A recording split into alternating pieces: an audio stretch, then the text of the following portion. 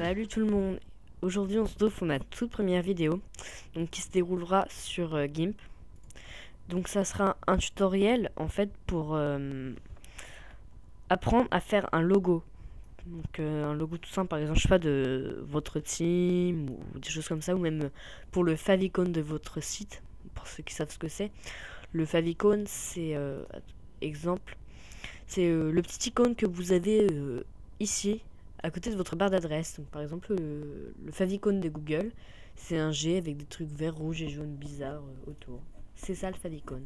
Donc ça peut servir. Donc vous créez une nouvelle image. Donc merde, sur fond transparent. Ah bah non, même pas, je suis con, qu'est-ce que je raconte. Sur blanc, donc voilà, normal. Et vous mettez en 200 par 2. Merde, par 2. Mais c'est quoi ce bordel? Par 200. Excusez-moi. Maintenant, donc, vous faites sélection tout. Vous faites sélection, réduire. Vous réduisez de 4 pixels. Voilà. Et ce que vous faites, c'est vous remplissez donc tout le tour en noir. Merde. Ah non, excusez-moi. Vous faites sélection, donc, juste avant, vous faites inverser. Et en fait, vous remplissez tout le tour en noir. Je suis con, j'aurais pu faire remplir avec couleur de premier plan. Non, c'est pas grave. Maintenant, vous faites sélection inversée. Et vous faites un nouveau calque. Donc, je les renomme pas, je m'en fous pour l'instant.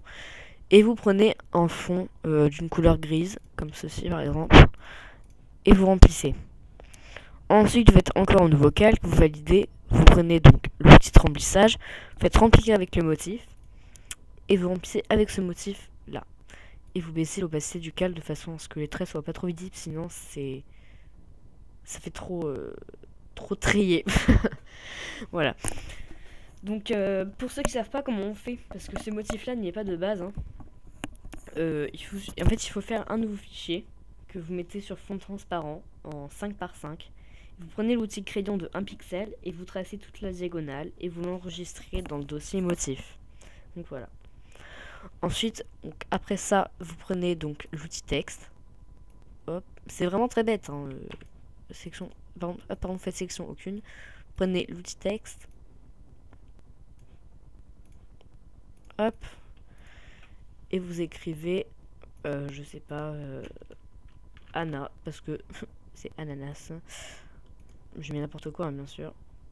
Alors attendez, hop, j'agrandis la police. Donc après, vous pouvez faire des variantes, un peu comme l'écrire en diagonale, A-N-A. Mais j'ai pas... Enfin, je ne vais pas prendre le temps de vous expliquer parce que vous n'avez pas besoin de savoir le faire, c'est vraiment très simple. Il n'y a pas besoin d'explication, honnêtement. Voilà, Anna. Vous fermez, hop.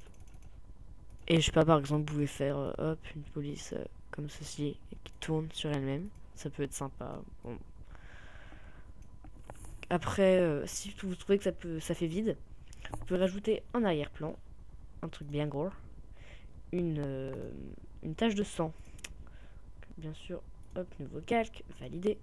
Et voilà. Et vous l'avez. Je rigole pour que dalle en plus, mais non, mais c'est nul.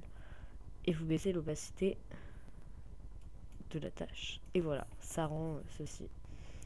Donc moi j'ai déjà fait un logo comme ceci et ça donnait ça. Voilà, hop. Ça fait très pixelisé quand je vous le montre, hein, mais c'est vraiment pour voir. Donc après dans votre logo vous pouvez aussi rajouter en bas un texte pour mettre par exemple la définition des initiales. Bon, moi je peux mettre ananas parce que j'ai mis ANA parce que je savais pas quoi mettre. Mais par exemple, moi c'était pour un forum. J'ai mis LOF pour League of Fraternity.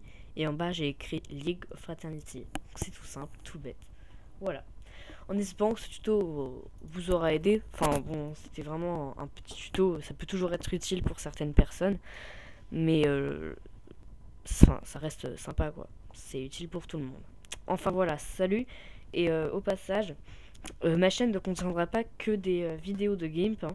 Elle se composera aussi de vidéos de Call of Duty, même League of Legends.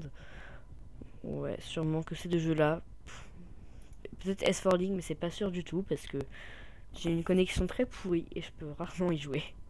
Bon allez, salut.